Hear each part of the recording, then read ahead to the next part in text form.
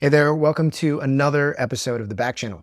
In today's episode, I want to talk about something that might be eating at you, might be affecting the way you raise capital, and that, my friend, is anxiety. Anxiety can maybe be described as that voice in the back of your head that inserts doubt into everything you do. And I know it rears its ugly head in a lot of parts of many people's lives, but especially in fundraising, this is a place where anxiety can really wreak havoc. But especially in fundraising, this is a place where anxiety can really wreak havoc. I want to focus in particular on your efforts to get warm introductions to investors. Now, if you've covered or read any of the content that I've read over the past few years, you know that I'll often refer to warm introductions as the lifeblood of great fundraising. So if you want to get great at fundraising, if you want to do this over and over again throughout your career, you've got to be great at setting up warm introductions. 3 different times that anxiety can rear its ugly head as you're trying to figure out warm introductions. Those are the following. So the first is when deciding who you reach out to for help. I just finished a call with a really established, really credible founder who went to the best schools, worked at the best places, has some of the most amazing connections. And he had this question for me of like, but what is it going to feel like when I reach out to these people who haven't heard from me in a while, right?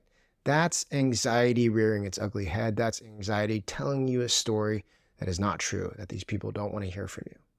You would be shocked to see how many founders I work with pushing them to make large asks from a variety of different people that go into their past and how excited they are to hear the responses that come back of these people that respond extremely positive. Great to hear from you after all these years. Of course, I'd like to help, right? So when anxiety rears its ugly head, when choosing who to reach out to, make sure you stamp that down and make sure you go for it, okay? Section 2 of when anxiety comes up in getting your warm introductions is when you actually start writing the message to these people to ask for introductions. The highly anxious outreach email is overly long, adds too much detail, drips of this feeling of like, oh my God, I'm bothering you. I'm so sorry.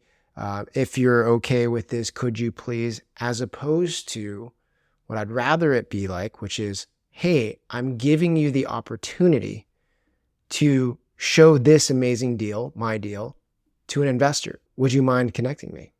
Now, obviously, those aren't the exact words you use, but that is the feeling you want, not the anxious feeling of like, oh my God, can't believe I'm bothering you. I'm so sorry. Would you mind? Are you okay with this? And if not, don't worry about it.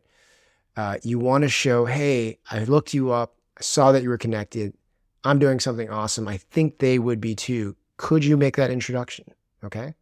So instead of anxiety, you want to lead with confidence when writing the emails. There are a ton of easy to make mistakes when growing a startup. I feel like I've either made them all myself or seen them all as an advisor and investor. One super common one is waiting too long to bring in expert help around managing company finances. I get why that happens though. You're not a tiny company anymore, but you feel like you're not big enough to have an in-house finance team and don't want to waste money. My advice to you is to avoid the mistake of just winging it. This is not a time to fake it till you make it. At least talk to someone early so that you can hear about how the additional help could actually save you money and improve your operations. If you're looking for recommendations on who to talk to, check out Propeller Industries. They've worked with hundreds of venture to growth stage startups, so have a ton of deep knowledge to help you avoid major bumps and set your company up for success, whether it's talking to investors or planning for future growth. Set up a free call by going to fundedpod.com/propeller. That's PROPELLER, and tell them we sent you. They're giving Funded listeners a one-time $2,500 new client credit if you work with them for 3 months. And the last place that anxiety pops up and hurts your ability to get warm introductions set up is actually when following up when people don't make the introduction after the first email, okay? This is called follow-up in sales or nudging in sales. A lot of people understand this idea that, I might email the person and they don't get back to me. Maybe I should nudge them, but that means that they don't want to hear from me.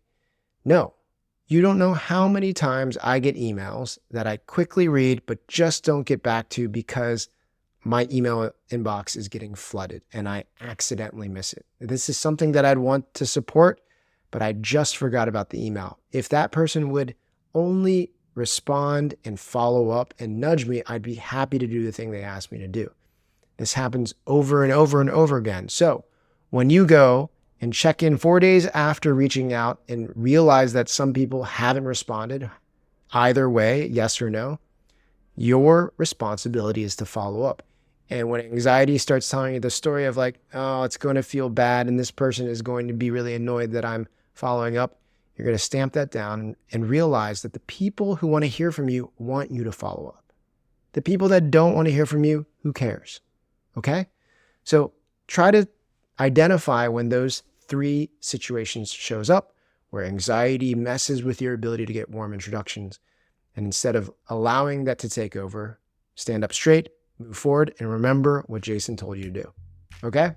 So I hope this advice will help you get warm introductions during your fundraise, and I'll see you on the next episode of the Back Channel.